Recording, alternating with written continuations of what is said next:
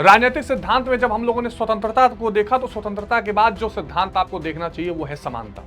जिससे स्कूल जो है वो उतनी अच्छे बढ़िया स्कूल में नहीं भेजा जाता, जिससे हो सकता है कि 3 टाइम के बजाय 2 ही बार भोजन दिया जाता हो।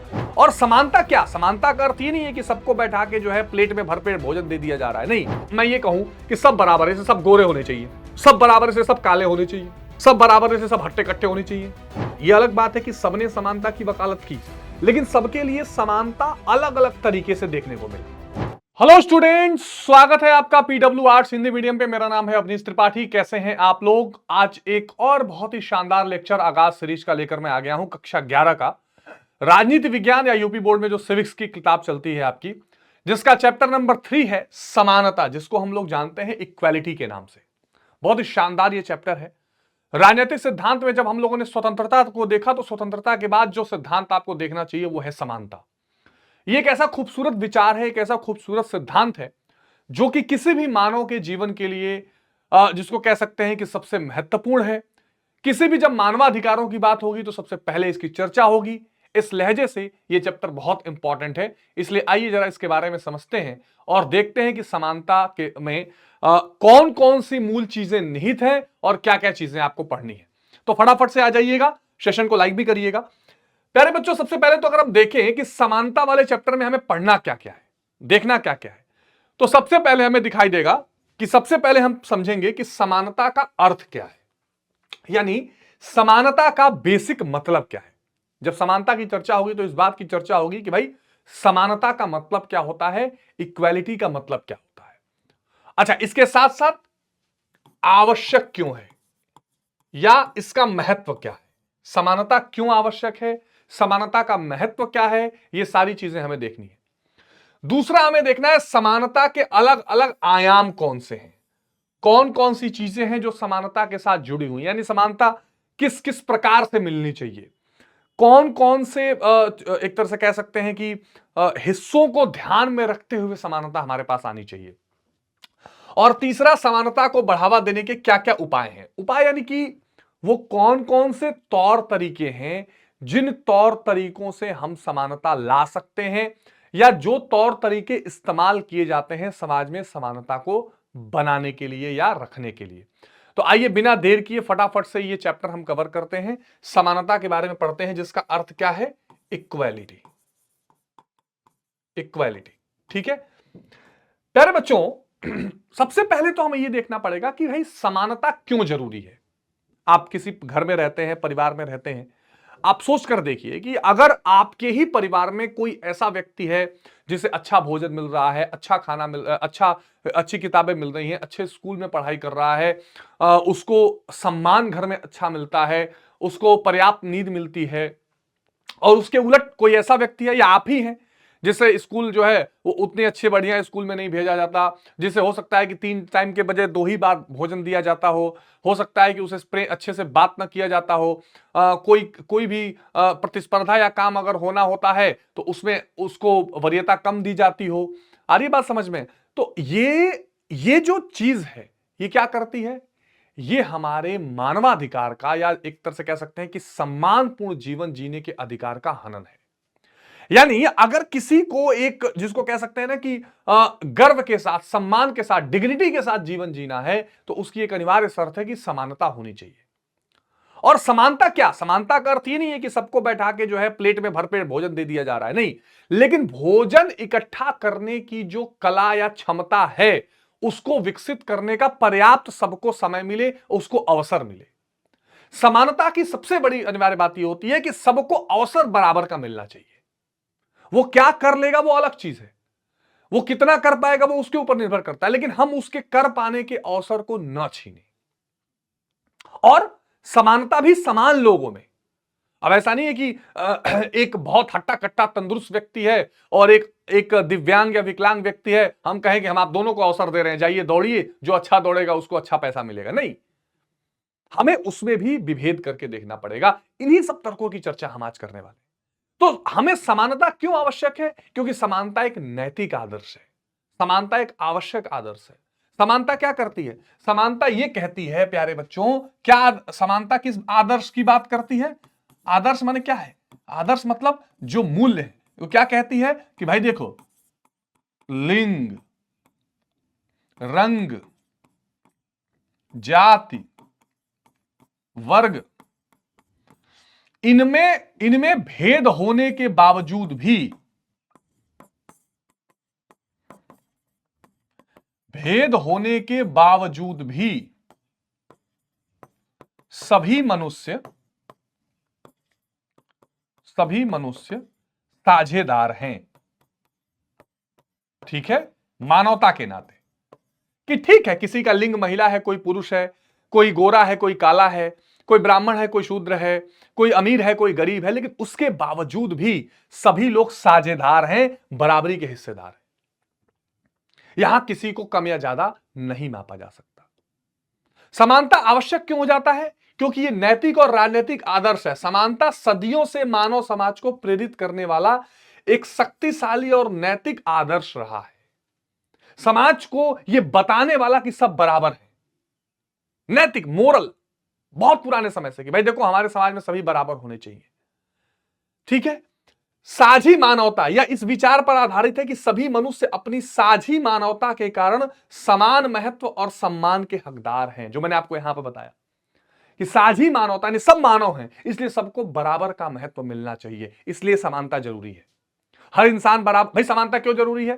क्योंकि सभी इंसान हैं, सभी एक ही, कहा जाता है ना, अगर धार्मिक पक्ष देखे तो सभी उसी अल्लाह, ईश्वर, जिसको भी आप मानते हो उसी की संतान है। तो वो गोरा है, काला है, कुछ कैसा भी है, सबको समान अधिकार मिलना चाहिए। विरोधाभास, अब इसमें स्थिति क्या है देखिए, आज लगभग सभी देशों के संविधानों और कानूनों में समानता को स्वीकार किया गया है, फिर भी हमारे चारों ओर भारी असमानता दिखाई देती है।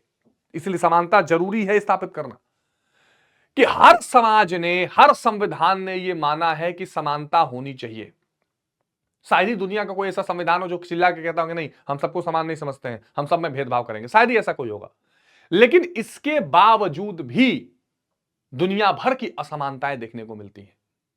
कोई जाति के नाम पर है, कोई धर्म के नाम पर है, कोई क्षेत्र के नाम पर है, कोई आर्थिक स्थिति के नाम पर है, तमाम हमें भेदभाव देखने को मिलते हैं। भारत का भी संविधान क्या है प्यारे बच्चों?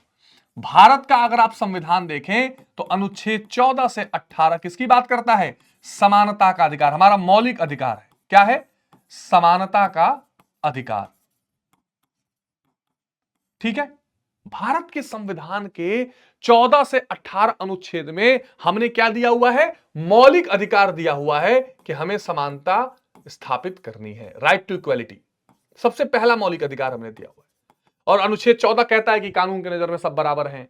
15 कहता है किसी आधार पर भेदभाव नहीं होगा। 16 कहता है कि हम सबको अवसर की समानता देंगे। 17 कहता है कोई छुआछूत नहीं होगा। 18 कहता है कि किसी को कोई स्पेशल टाइटल नहीं दिया जाएगा कि ये महाराजा धीराज हैं, ये ठाकुर जी हैं, ये ब्राह्मण साहब हैं, ऐसा कोई टाइटल लेके नहीं घूमना है। यानी हमने समानता की भरपूर वकालत अपने संविधान में की है। क्यों की है? क्यों आवश्यक है? क्योंकि यह जीवन जीने की अनिवार्य शर्त है। कैसा जीवन? सम्मानपूर्ण जीवन। और क्योंकि मानवता का यहां पर साझी मानवता है, सभी मनुष्य हैं, इसलिए सबको समानता मिलनी चाहिए, सबको सम्मान मिलना चाहिए। लेकिन वर्तमान स्थिति में हम यह देख सकते हैं कि तरह तरह की असमानताएं अभी भी व्याप्त हैं। यह हमें ध्यान रखना है। समानता के अगर हम वास्तविक अर्थ की बात करें, भाई हमने समानता का मतलब हमने समझ लिया सबको समान सम्मान, सबको समान अधिकार, सबको बराबर समझना। पर क्या समानता का मतलब एक रूपता होता है? बिल्कुल नहीं। अब मैं ये कहूं कि सब बराबर है, सब गोरे होने चाहिए, सब बराबर से सब काले होने चाहिए, सब बराबर से सब हट्टे कट्टे होने चाहिए, सब बराबर है इसका मतलब सब पुरुष होने चाहिए, ऐसा तो हो नहीं सकता। समानता का अर्थ कभी एक रूपता नहीं है, ध्यान रखिएगा। जब भी एक रूपता की बात आएगी वो अच्छा, एक रूपता मतलब सब एक जैसे हो जाए, ऐसा नहीं है। एक जैसे वाले एक जैसे रहें। जैसे बात को समझो, मान लीजिए आप क्लास 11th में पढ़ रहे हैं और मैं बोल दूं कि सभी विद्यार्थी समान हैं, तो क्या आपको आईआईटी का सिलेबस पढ़ाया जाए? भाई मैं तो कोई आके बोले कि सभी विद्यार्थी समान है ना, तो चलो अब आईआईटी का सिलेबस आप पढ़िए पहले। सभी विद्यार्थी समान है तो आर्ट्स वाले भी अब मैथ्स पढ़ेंगे, ऐसा तो होगा नहीं। समानता का मतलब है कि जितने आर्ट्स के स्टूडेंट हैं, जो 11th क्लास के स्टूडेंट हैं, उन सबको एक जैसी किताब मिलनी चाहिए। आगे बात समझ में? तो समानता का मतलब यह नहीं है कि हम आय और रुतबे के सभी अंतरों को मिटा दें और सबके साथ हर स्थिति में एक जैसा व्यवहार करें। अब जैसे मान लीजिए कोई आईएएस ऑफिसर है और कोई मान लीजिए लेट सपोज कि किसी ऑफिस में क्लर्क है, ठीक है। अब मैं ये कहूं कि सभी बराबर होते हैं, आईएएस को भी तनख्वाह मिलनी चाहिए 10,000 और क्लर्क को भी मिलनी चाहिए 10,000, क्या यह उचित है? एक आईएएस को भी एक कमरा रहने को मिलना चाहिए, क्लर्क को भी एक कमरा रहने को मिलना चाहिए, क्या यह उचित है? यह उचित नहीं है। इसलिए प्यारे बच्चों, समानता का मतलब एक रूपता नहीं होता है। समानता का मतलब यह नहीं होता कि सबको एक जैसा कर दो। समानता का मतलब यह है कि जो एक जैसा, इक्वल अमॉन्ग द इक्वल्स, कि जो एक जैसा है उसको एक जैसा बर्ताव व्यवहार मिलना चाहिए। हां, समानता का असली अर्थ क्या है? अवसरों की समानता, की अवसर सबको बराबर मिले। व्यक्ति की जो प्रतिभा है, समानता सबसे बड़ा कार्य यही करती है कि व्यक्ति की प्रतिभा का निर्माण करती है। व्यक्ति की प्रतिभा के निर्माण में बाधक न बनना, ये होता है समानता। समानता यानी अवसर की समानता सबको मिलेगी, ठीक है। एक आईएएस की तनख्वाह 10,000 रुपए होगी, सॉरी 1,00,000 होगी, क्लर्क की तनख्वाह 10,000 होगी, लेकिन एक जिसको कह सकते हैं कि एक गांव का बच्चा भी आईएएस का एग्जाम दे सके, एक शहर का बच्चा भी आईएएस का एग्जाम दे सके, उच्च वर्ग का बच्चा भी दे सके, निम्न वर्ग का कोई भी जाति है उस वर्ग का भी बच्चा दे सके, शहर आगे बात समझ में, अमीर का भी दे सके, गरीब का भी दे सके। अवसर की समानता देना है ना। हमें क्या करना है? अवसर की समानता देनी है। यह नहीं करना है कि प्यारे बच्चों हम आईएएस को क्लर्क बना दे, क्लर्क को आईएएस बना दे। तो हमें क्या करना है? अवसर की समानता का रखना है, मगर इसका अर्थ यह कतई नहीं करना है कि हम सबको एक जैसा बना दें। तो प्यारे बच्चों, समानता का वास्तविक अर्थ है, इसका मूल अर्थ है कि व्यक्ति को अपनी प्रतिभा और दक्षता विकसित करने के लिए समान अवसर और अधिकार मिलने चाहिए। क्या मिलने चाहिए? समान अवसर और अधिकार मिलना चाहिए कि वो अपनी क्वालिटी को, अपने एबिलिटी को दिखा सके। तो आई होप कि यहां से आप समझ गए होंगे। और इसीलिए हमारे भारत के संविधान में क्या है? अनुच्छेद जो 16 है प्यारे बच्चों, वो आर्टिकल 16 जो है वो सबको किस चीज की एक तरह से सुविधा देता है कि भाई अवसर की समानता सबको मिलनी चाहिए, किसी को भी उससे परहेज नहीं किया जा सकता। चलिए, दूसरा, समानता के एक अर्थ ये भी समझ, समानता की 3 चीजें आपको ध्यान रखनी है। पहली चीज आपको ये ध्यान रखना है कि समानता का मतलब सब एक जैसे हो जाए, ऐसा नहीं है। दूसरा, समानता का मतलब है कि सबको समान अवसर मिले। और तीसरा है स्वीकार्य असमानता। अगर कोई व्यक्ति अपनी मेहनत या प्रतिभा से वैज्ञानिक, संगीत के कारण सफल होता है तो वह असमानता स्वीकार है। अब ध्यान से समझिएगा, समानता में भी असमानता को स्वीकार करना होगा। जैसे मैं ये बोलूं कि क्लास 11th के सभी बच्चे आईएएस बने, या क्लास 11th के सभी बच्चे जो है वैज्ञानिक बन जाएं, या क्लास 11th के सभी बच्चे जो है संगीतकार बन जाएं, तो क्या यह समानता होती है? नहीं। समानता यह भी है कि हमें असमानता को स्वीकार करना पड़ेगा। जैसे कोई व्यक्ति बहुत अच्छा संगीतकार बन जाए, कोई व्यक्ति वैज्ञानिक बन जाए, कोई व्यक्ति क्रिकेटर बन जाए, अपनी क्षमता के अनुसार, ठीक है, क्षमता या प्रतिभा के अनुसार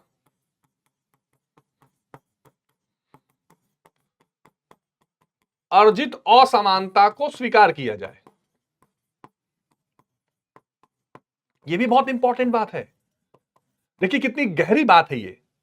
हम बात कर रहे हैं समानता की, तो समानता में होगा कि ठीक है भाई, सबको आईएएस की एग्जाम देने का छूट दिया जाएगा। लेकिन पता लगा कि कोई आईएएस नहीं बना, संगीतकार बन गया, कोई वैज्ञानिक बन गया, और हम उसको एक्सेप्ट ही ना करेंगे, नहीं नहीं तू आईएएस क्यों नहीं बना, तो यह भी उसके साथ एक असमानता का व्यवहार है। तो समानता का एक मतलब यह भी होता है प्यारे बच्चों, समानता का एक मतलब यह भी होता है कि हमें असमानता को स्वीकार करना पड़ेगा। हमें क्या करना पड़ेगा?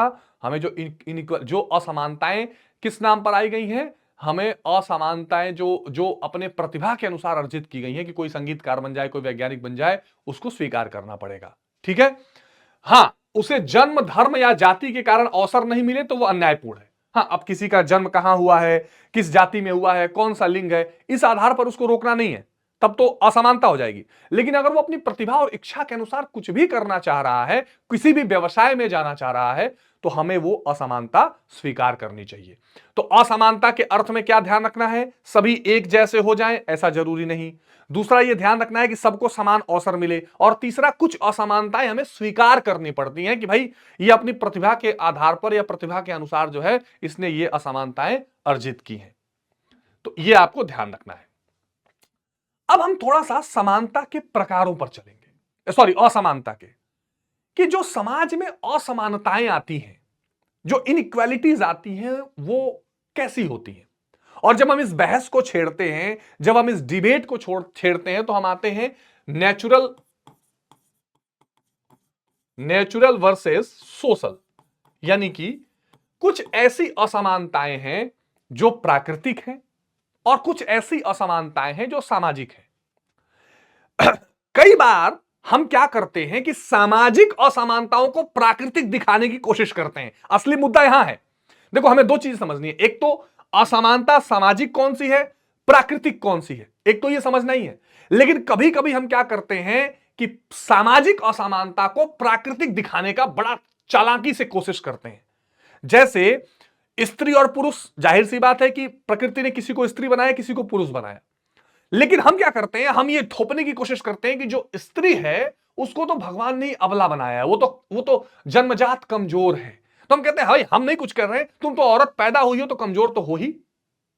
समझ रहे हैं बात को? कई बार ऐसा भी होता है। लेकिन सबसे पहले हमें क्या समझना है कि प्राकृतिक और सामाजिक असमानता है क्या। प्राकृतिक असमानता जैसे मान लीजिए कि हम सब लोग बहुत सारे ऐसे लोग हैं जिनको, चलिए मान लीजिए कि एक अच्छा शरीर मिला हुआ है, वो स्वस्थ है, हाथ है, पैर है, आंख है, सब कुछ काम कर रहा है। कुछ लोग दिव्यांग भी होते हैं जन्मजात, जैसे किसी की आंख नहीं काम कर रही है, कोई पैरों से चल नहीं सकता, कोई हाथों से लिख नहीं सकता, तरह तरह की चीजें। अब ये प्राकृतिक असमानता है, यहां पर समाज ने उसको नहीं कोई असमानता बनाया। ये असमानता प्राकृतिक रूप से कि ठीक है भाई, कोई जो है, जैसे मान लीजिए कोई आर्मी में जाना चाहता है, अब किसी की हाइट 6 फीट 6.5 फीट है, लेकिन कोई 4 फीट का ही है, तो अब उसके लिए कुछ नहीं किया जा सकता। उसके साथ कोई भेदभाव नहीं है कि वो आर्मी में नहीं जा पा रहा है, वो जरूरी है कि भाई वहां की जो दक्षता चाहिए वो होनी चाहिए। तो अब ये प्राकृतिक रूप से जो असमानताएं व्यक्ति लेकर पैदा होता है, वो एक असमानता हो गई। एक हो गया सामाजिक, कि भैया अच्छा तुम स्त्री पैदा हुई हो तो तुम जो है ये कमजोर हो, तुम्हें केवल जो है बर्तन का काम करना है। तुम इस जाति में पैदा हुए हो तो अब लो तुमको जो है, ये तो नियम होता है, इस जाति को लोग यही काम करेंगे, वरना समाज नहीं चल पाएगा, तो तुम्हें ये अधिकार नहीं है। यानी जो समाज द्वारा थोपा जाए वो सामाजिक असमानता माना जाता है। बहुत आसानी से आप इसको समझ सकते हैं। देखिए प्राकृतिक असमानता क्या है, ये लोगों की जन्मजात क्षमताओं, प्रतिभा और शारीरिक विशेषताओं के कारण होती है। माना जाता है कि इसे बदला नहीं जा सकता, बिल्कुल ठीक बात, ठीक है। यह माना जाता है कि जो प्राकृतिक, जैसे आपसे क्वेश्चन पूछा जा सकता है कि कौन सी असमानता बदली नहीं जा सकती, तो प्राकृतिक, जो जन्म के अनुसार या जन्म के साथ ही आ गई है, कि भाई कोई व्यक्ति है वो अब पैर नहीं है तो साइकिल नहीं चला सकता, हाथ नहीं है तो लिख नहीं सकता, बदला नहीं जा सकता। ये किसी ने थोपा नहीं है। जैसे मान लीजिए कि कोई अगर मान लो बोला गया कि कोई दलितों को नहीं छुएगा, तो कल को कानून बना के इसे बदला जा सकता है कि नहीं, अगर किसी ने छूने से मना किया तो केस हो जाएगा। जैसे भारत में अनुच्छेद 17 है ना, अनटचेबिलिटी के खिलाफ है, कि अगर आप किसी को छूने से भेदभाव करते हैं कि हम इनको नहीं छुएंगे, उनको नहीं छुएंगे, तो आप ये समझ लीजिए कि संविधान के दोषी हैं। लेकिन अगर कोई व्यक्ति मान लीजिए ब्लाइंड है, तो इसको किसी ने ब्लाइंड किया नहीं है, तो फिर दोबारा नेचुरल आंखें नहीं आ सकती, तो यह माना जाता है कि इसे बदला नहीं जा सकता। लेकिन इसमें एक नया दृष्टिकोण भी आया है। अगर आपसे क्वेश्चन पूछा जाए कि क्या प्राकृतिक असमानताओं के लिए कुछ किया जा सकता है, तो हम ये कह सकते हैं कि बिल्कुल प्राकृतिक असमानताओं को भी बदलने का एक दृष्टिकोण आया है कि आज टेक्नोलॉजी के माध्यम से, तकनीक के माध्यम से हम बहुत सारी अक्षमताओं को, बहुत सारी असमानताओं को दूर कर सकते हैं।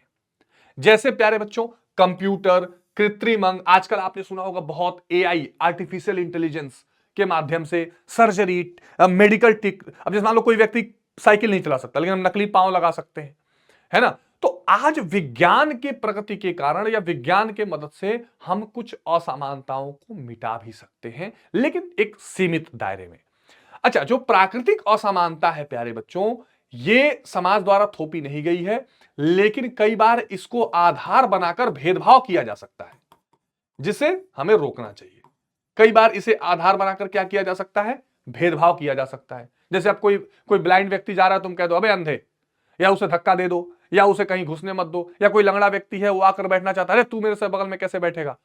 तो कई बार ये डिस्क्रिमिनेशन या भेदभाव हो सकता है, जो एक तरह की असमानता पैदा करता है। या ये समझ लो कि प्राकृतिक असमानता को हम सामाजिक असमानता में भेज देते हैं। ये हमें करने से रोकना है, ये नहीं होना चाहिए, ठीक है। तो एक तो प्राकृतिक असमानता है, दूसरा है सामाजिक असमानता, जो समाज द्वारा पैदा की जाती है। बहुत एक लाइन का कंसेप्ट क्लियर है कि सामाजिक असमानता का मतलब है ऐसी असमानता प्यारे बच्चों जो समाज ने पैदा की है। किस आधार पर? जाति के आधार पर। हमारे खटिया पे बैठ जाओगे? बिल्कुल नहीं। धर्म के आधार पर, जय श्री राम, अल्लाह अकबर, है ना, ये तो काफिर हैं, तो ये तो गैर सनातनी है, हो ना, धर्म के नाम पर भेदभाव। रंग, अरे गोरे रंग पे ना इतना गुमान कर, आता है ना, तो गोरे गोरे चेहरे पे काला काला चश्मा। गानों में भी आप देखोगे तो भेदभाव आपको रंग के आधार पर दिखाई पड़ेगा। यशोमती मैया से बोले नंदलाल, अब वहां तो भाव बहुत पवित्र है, लेकिन पेश कैसे किया जाएगा कि ये तो काले गोरे वाला ताना चल रहा है ना। तो वंश के आधार पर, ले भैया मैं राजपूत वंश का, मैं ब्राह्मण वंश का, मैं सुहेल देव राजभर वंश का, मैं अंबेडकर वंश का, हमने वंश को लेकर भी भेदभाव। तो कुछ अब इसमें प्यारे बच्चों जो समाज के द्वारा पैदा किया, क्षेत्र भी इसमें आप लिख सकते हैं, क्षेत्र के नाम पर भी असमानताएं होती हैं। अरे पहाड़ी क्षेत्र वाले अच्छे हैं तो मैदानी क्षेत्र वाले अच्छे हैं। अब इसका बड़ा व्यापक है, कहां तक यह असमानता जाएगी इसका कोई ठिकाना नहीं है। ठीक है, कुछ समाज बौद्धिक काम को शारीरिक काम से ज्यादा महत्व देते हैं। अच्छा, यहां पर भी एक भेदभाव होता है।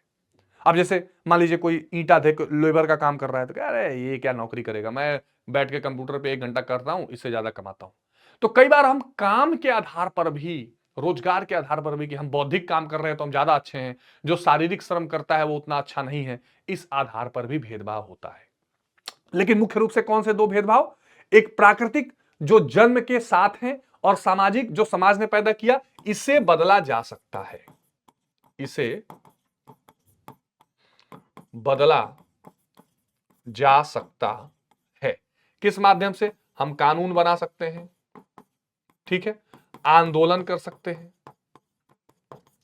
देखो, समानता को लेकर बहुत सारे आंदोलन भी आए हैं, या बहुत सारे ऐसे आंदोलन आए हैं जिसमें समानता को जगह दी गई। जैसे 18वीं शताब्दी में आपको याद होगा फ्रांसीसी क्रांति, 1789। यहां पर तो इक्वालिटी, फ्रेटर्निटी आपने सुना होगा, ठीक है, लिबर्टी, ये नारा ही चला था, यानी समानता, स्वतंत्रता, भाईचारा का नारा चला था। जब भारत का स्वतंत्र संग्राम चल रहा था, उसमें भी जो दलित शोषित वर्ग था वो अपने लिए समानता, जमींदारों के प्रति, अंग्रेजों के शोषण के प्रति लगातार आवाज उठा रहा था कि हमें भी क्या मिलनी चाहिए, समानता मिलनी चाहिए। तो एक पुराना इतिहास भी रहा है समानता के लिए। जहां जहां स्वतंत्रता की आवाज उठी है, वहां वहां समानता की भी आवाज उठी है, ये ध्यान रखिएगा। या ये समझ लीजिए कि किसी अभिजात वर्ग या राजा शासन या औपनिवेश यानी किसी दूसरे देश ने गुलाम बनाए, उसके खिलाफ आवाज उठनी ही तब शुरू हुई जब असमानताएं आई, जब बहुत सारे लोगों को लगा कि यार ना तो हमें स्वतंत्रता मिल रही है, मतलब हम अपना काम भी मन से नहीं कर पा रहे हैं, और समानता भी नहीं मिल रही है, कुछ लोगों के हाथ में ही चीजें हैं। आगे बात समझ में? तो ये असमानता के प्रकार, असमानता की या समानता की जो है पूरी कहानी भी रही है। तो प्रकारों में दो याद रखिएगा, एक प्राकृतिक और एक सामाजिक। अब हम एक देखेंगे बड़ी इंटरेस्टिंग सी चीज कि जो समानता है, भाई असमानता तो हमने देखा प्रकार, जो समानता है उसके आयाम कौन कौन से हैं। यानी अगर हमें समानता स्थापित करनी है तो किन किन क्षेत्रों में यह समानता स्थापित करनी होगी, या किन किन हिस्सों में। तो सबसे पहले इसमें आता है राजनीतिक समानता,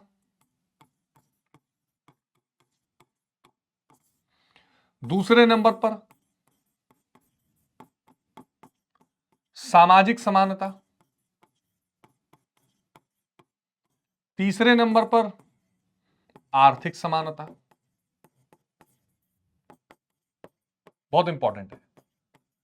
अगर हमें समता मूलक समाज की स्थापना करनी है, अगर हमें मान लीजिए लेट सपोज अब हमें अगर अब इसमें क्या हो गया, पॉलिटिकल, सोशल, इकोनॉमिकल, तो हमें अगर समाज में, सोसाइटी में एक जिसको कह सकते हैं कि समान स्थिति पैदा करनी है, ऐसी स्थिति में हमें इन तीनों आयामों पर ध्यान रखना होगा।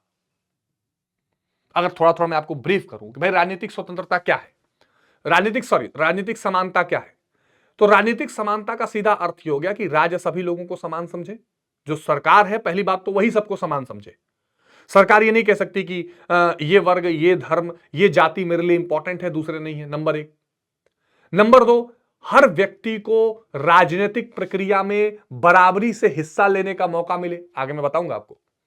हर आदमी चुनाव लड़ सके, हर आदमी वोट दे सके, हर आदमी को अधिकार हो कि वो सत्ता में शामिल हो सके, है ना, वो समाज में जो शासन चल रहा है उसका हिस्सा बन सके, नीति बनाने में सहयोगी बन सके या उसका भागीदार बन सके।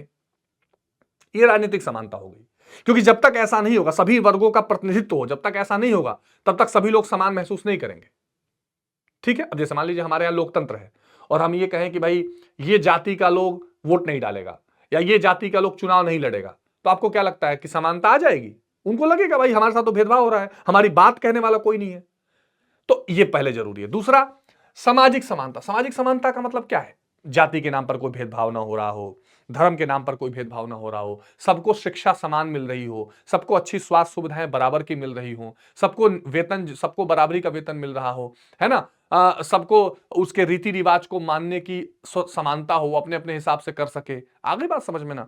तो ये जो सामाजिक समानता है वो समाज के छोटे छोटे जो दैनिक जीवन यापन करने की जो विधियां हैं उसमें समानता उसको मिलनी चाहिए। पुरुष और स्त्री में कोई भेद न चल रहा हो समाज में, यह जरूरी है। आर्थिक समानता का मतलब क्या हो गया? यहां मुख्य रूप से बात होती है संसाधन कि भाई हर व्यक्ति को संसाधनों का बराबर वितरण मिल रहा हो, सबके पास जमीनें हो, है ना, सबको नौकरियां मिले, समझ रहे हैं बात को, सबको एक एक न्यूनतम जीवन स्तर जीने का सबको अधिकार या सबको बराबरी मिल रही हो। ऐसा ना हो कि कुछ वर्ग के लोगों के पास ही ज्यादा से ज्यादा संपत्ति हो और किसी के पास कुछ ना हो, भूमिहीन हो। जब हम इन तीनों प्रकार की समानताओं को सुनिश्चित करते हैं तब हम मानते हैं कि हम समाज में समानता स्थापित कर पा रहे हैं। और अगर नहीं करते हैं तो लगातार पूरी दुनिया के समाज, ऐसा कोई मतलब देश या समाज अभी तक स्थापित नहीं है जो ये कह सके कि वो 100% समानता उसने सुनिश्चित कर दी है, 100% जो है वो बराबर का एक तरह से बंटवारा कर दिया है। ऐसा नहीं है, लेकिन उसके लिए प्रयासरत रहना चाहिए। अब देखो, राजनीतिक संस्थान मतलब सभी सदस्यों को समान नागरिकता देना, सबको नागरिकता बराबरी मिले, मतदान का अधिकार, वोट डालने का, अपनी बात कहने की स्वतंत्रता, आने जाने की आजादी, और ये औपचारिक है, ठीक है। और सामाजिक आर्थिक साधनों के बिना इसका पूरा लाभ नहीं मिलता। अब ये भी बहुत इंपॉर्टेंट है कि जो ये तीनों आयाम एक दूसरे से जुड़े हैं। राजनीतिक समानता का तब तक लाभ नहीं मिलेगा जब तक आप समाज में बराबर ना हो और जब तक आपके पास पैसे रुपए ना हो। तो सारे आयाम एक साथ बराबरी से उसको मिलने चाहिए। तो राजनीतिक समानता मतलब राजनीतिक प्रक्रियाओं में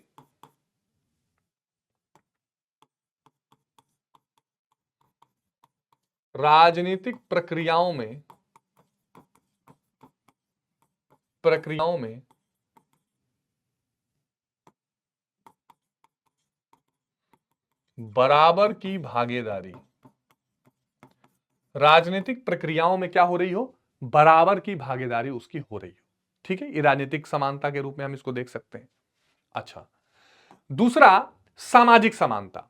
इसका उद्देश्य सामाजिक और आर्थिक असमानताओं के प्रभावों को कम कर रहा है। सामाजिक असमानता का मतलब क्या है कि जो आर्थिक असमानता है या जो सामाजिक असमानता है वो कम से कम दिखाई पड़े। मतलब जैसे इसका मतलब ये हो गया कि जैसे शिक्षा के नाम पर कोई भेदभाव है, स्वास्थ्य सुविधाओं में भेदभाव, ये सब खत्म करना, सबको बराबर शिक्षा, स्वास्थ्य, पोषक आहार, अवसर की समानता, बिल्कुल बहुत इंपॉर्टेंट।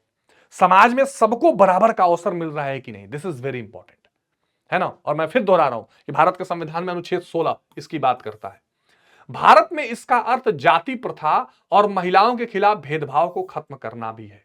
तो जो भी सामाजिक कुरीतियां हैं उसको खत्म कर देना, उसको समाप्त कर देना, ये सारा किस में आएगा प्यारे बच्चों? ये सारा आएगा एक तरह से सामाजिक समानता में। क्लियर है? यहां तक बात सबको क्लियर हो रही है? सबको क्लियर हो रही है? एक बार कमेंट भी आप लोग साथ साथ में करिए, सब लोग साथ साथ में कमेंट भी करिए।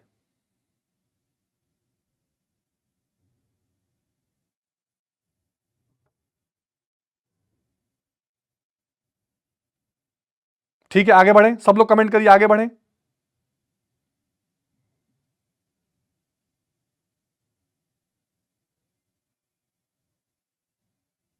चलिए आगे चलते हैं। आर्थिक समानता, इसका अर्थ यह नहीं है कि सबके पास बराबर धन हो, बल्कि अमीर और गरीब के बीच का अंतर कम। This is very very important. देखो, आर्थिक समानता का मतलब ही तो ये हो ही नहीं सकता कि समाज में जितने लोग हैं सबकी बराबर तनख्वाह हो जाए, सबके पास बराबर रुपया हो। ये तो संभव नहीं है। लेकिन यह हो सकता है कि क्या करें, हम जो आर्थिक असमानताएं हैं उसको कम करें, अमीर और गरीब के बीच का जो अंतर है उसे कम करें। और इसको देने के लिए हमें क्या करना पड़ेगा, सबको समान अवसर देना पड़ेगा, वही सामाजिक समानता लानी पड़ेगी, सबको राजनीतिक समानता भी लानी पड़ेगी कि ऐसे नियम कानून वो सब मिलकर बनाए, राजनीति में हिस्सेदार बने। तो आर्थिक समानता का अर्थ है कि संसाधनों का पुनर्वितरण भी हो, यानी एक ही जगह ना रहे, और इस पुनर्वितरण में क्या हो, अधिक से अधिक क्या करना पड़े, समान अवसर, समान वितरण करने का प्रयास हो, और अमीर और गरीब के बीच में जो दूरी है उसे कम करने का प्रयास हो। उसके लिए सबको अवसर देना पड़ेगा, रोजगार देना पड़ेगा। अगेन वो शिक्षा और स्वास्थ्य यहां पर काम आएगा, सामाजिक समानता वाला यहां काम आएगा, क्योंकि जब तक सामाजिक समानता नहीं है, पढ़ाई लिखाई नहीं है, मानव विकास नहीं है, तब तक आप आर्थिक समानता ला ही नहीं सकते। आ गई बात समझ में? तो ये अगर आपसे क्वेश्चन पूछ दे कि तीनों जुड़े कैसे हैं, तो तीनों एक दूसरे से जुड़े भी हैं।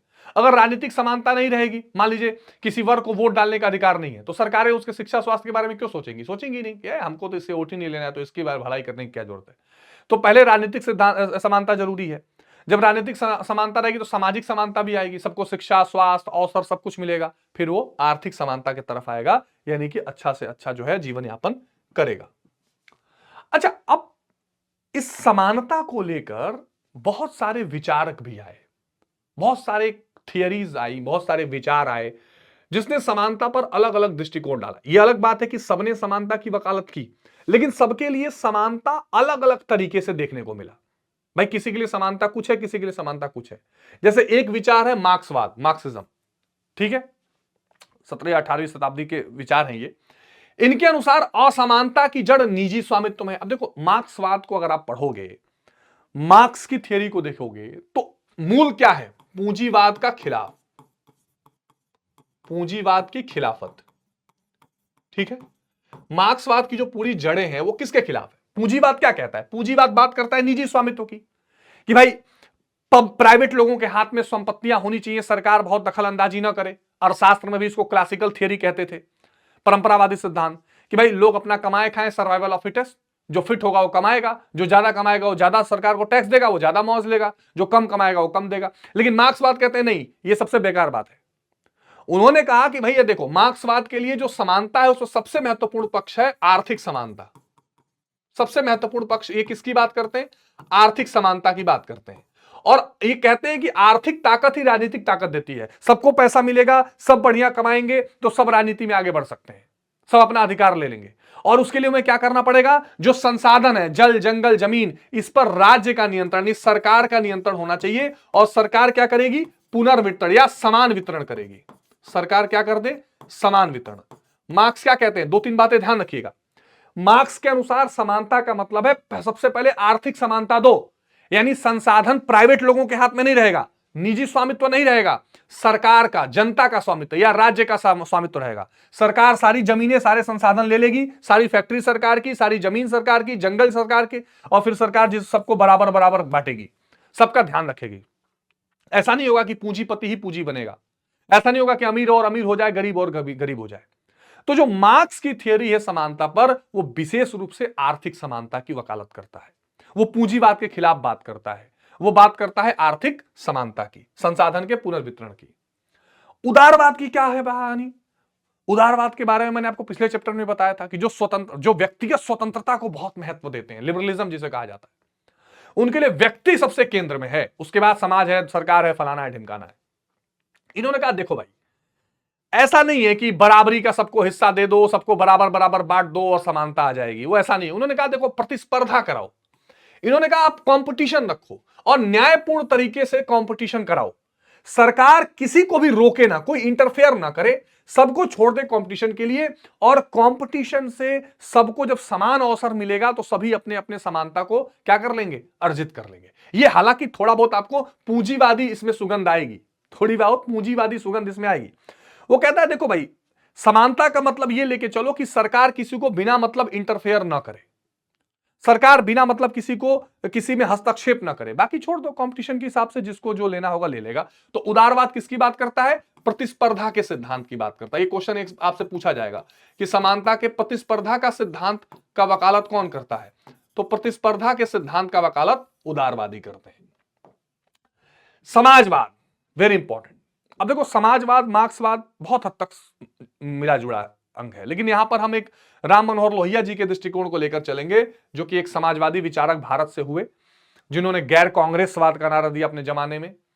समाजवाद भी बेसिकली संसाधनों के वितरण की बात करता है। समाजवाद भी यही कहता है कि भाई अधिक से अधिक समानता समाज में होनी चाहिए, जो आर्थिक खाई है, आर्थिक असमानता है, वो कम से कम रहनी चाहिए। और यह भी कहता है कि सरकार का स्वामित्व संसाधन पर रहना चाहिए। तो समाजवाद के ही विचारक थे राम मनोहर लोहिया। उन्होंने सप्त क्रांति की बात की, 5 क्रांतियां एक तरफ और 2 और उन्होंने बाद में जोड़ी, जिसमें उन्होंने कहा कि भाई स्त्री पुरुष के बीच में कोई भेदभाव ना हो, रंग के अनुसार ना हो, जाति के अनुसार असमानता ना हो, औपनिवेशिक शासन यानी कि अंग्रेज किसी दूसरे को गुलाम ना बनाए, आर्थिक असमानता, ये 4-5 चीजें उन्होंने बताया कि हमें इन असमानताओं से लड़ना है। इसके अलावा उन्होंने बाद में प्यारे बच्चों शस्त्र क्रांति, मतलब शस्त्र त्याग क्रांति एक तरह से कह सकते हो, या अहिंसा क्रांति की भी बात की कि हमें शस्त्र भी त्यागने हैं, है ना। राम मनोहर लोहिया जी ने शस्त्र त्याग क्रांति, अहिंसा की क्रांति को भी प्यारे बच्चों क्या दिया, बहुत महत्व दिया था। तो ये राम मनोहर लोहिया के सप्त क्रांतियों में एक माना जाता है। ये राम मनोहर लोहिया जी ने बहुत महत्वपूर्ण इसको बताया था। तो ये जो समानता है ना, ये जो मार्क्स के विचार हैं, जो लोहिया के विचार हैं, जो समाजवादी विचार हैं, जो लिबरलिज्म वाले विचार हैं, ये सब क्या है प्यारे बच्चों, ये अगर आप ध्यान से देखोगे तो ये आपको समानता की वकालत करते हुए दिखाई देंगे। क्लियर है? कोई डाउट से आप कमेंट कर सकते हैं, अगर कोई डाउट हो तो आप कमेंट कर सकते हैं। इसमें कोई डाउट अगर आपको है तो आप कमेंट कर सकते हैं। ठीक है, मैं जानबूझ के बीच बीच में रुक जा रहा हूं ताकि अगर आपको कुछ पूछना हो, कुछ बताना हो, कुछ कहना हो तो आप कमेंट भी साथ साथ में कर सकें, आप जुड़ सकें। क्लियर हो रही है बात? क्लियर हो रही है बात? चलिए,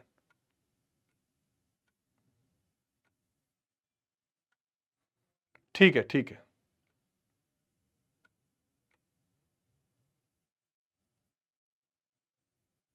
चलिए, मैं बीच बीच में 1-2 बार जरूर रुक जा रहा हूं आपके लिए ताकि कोई दिक्कत ना आए।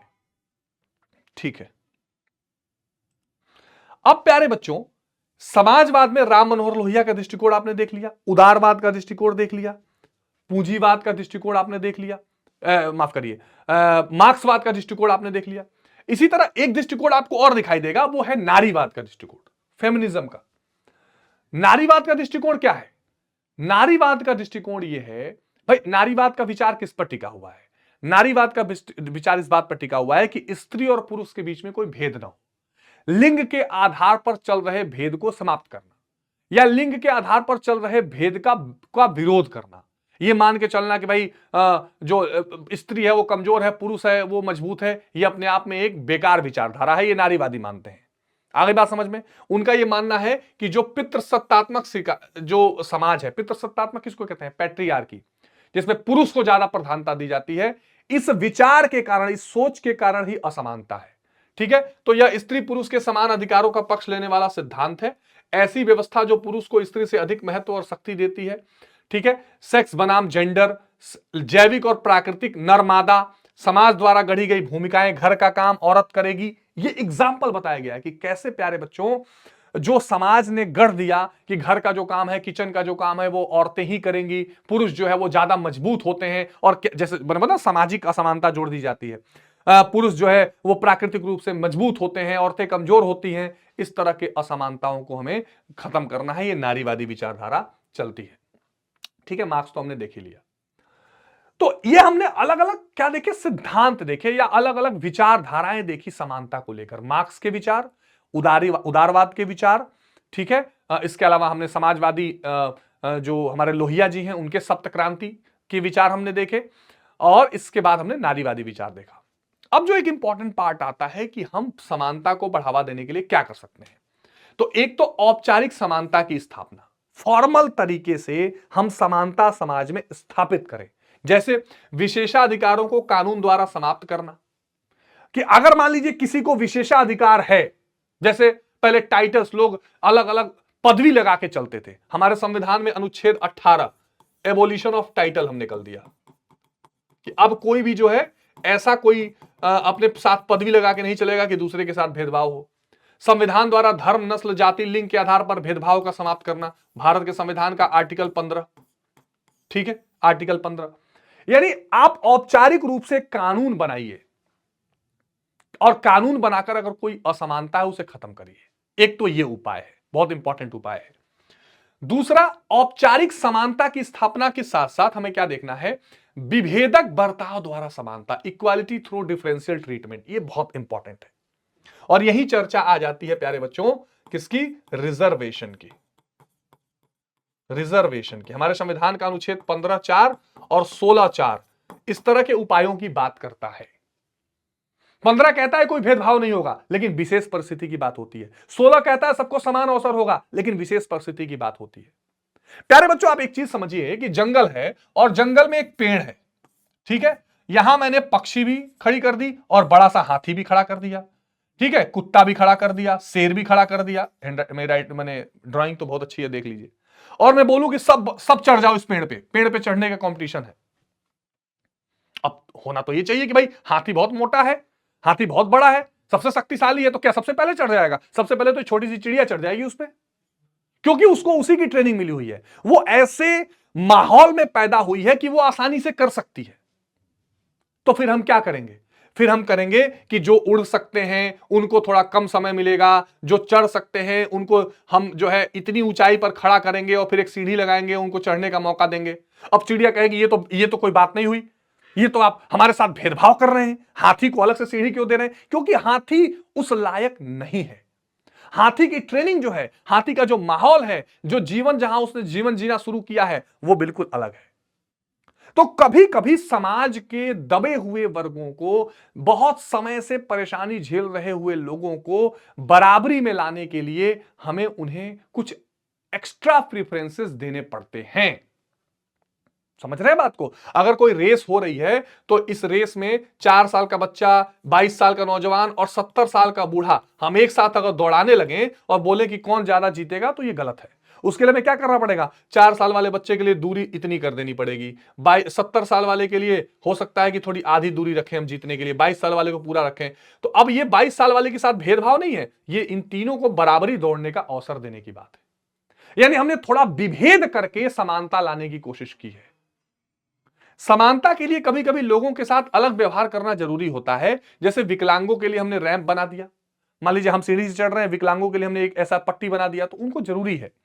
महिलाओं के लिए हमने मातृत्व अवकाश कर दिया। अब एग्जाम्पल के लिए मान लीजिए कि महिलाएं जो होती हैं सरकारी नौकरी, प्राइवेट नौकरी करती हैं, उनका बच्चा होता है, प्रेग्नेंट होती हैं, तो भाई लास्ट के 2-3 महीने में वो बेचारी कैसे ऑफिस आए, कैसे चल पाएंगे? बच्चे की भी जिम्मेदारी है, अपनी भी जिम्मेदारी है। तो हमने उनको 1-2 महीने की छुट्टी दे दी। अब आप कहें कि पुरुषों को भी मिलनी चाहिए, अरे भाई बच्चा पैदा करोगे, तो हमने एक तरह से उनको स्पेशल ट्रीटमेंट दिया, लेकिन वो जरूरी है। रात में कॉल सेंटर वाली महिलाओं के लिए सुरक्षा, यह समानता की कटौती नहीं बल्कि बढ़ावा देने का उपाय है, ताकि समान अधिकारों का उपयोग कर सकें। ठीक है। सकारात्मक कार्रवाई क्या है? अफर्मेटिव एक्शन, यह उन समुदायों के लिए है जो अतीत में भारी असमानता। अब देखो यहां पे रिजर्वेशन की बात आएगी। भाई एक तो हमने यहां पर देखा कि भाई कैसे विभेदक बर्ताव किया जाए, माने कि हम कुछ स्पेशल प्रेफरेंस लोगों को दें। और सकारात्मक कार्रवाई की जब बात आएगी, रिजर्वेशन मैंने पहले आपको थोड़ा सा बता दिया था, यहां पर रिजर्वेशन की बात आएगी।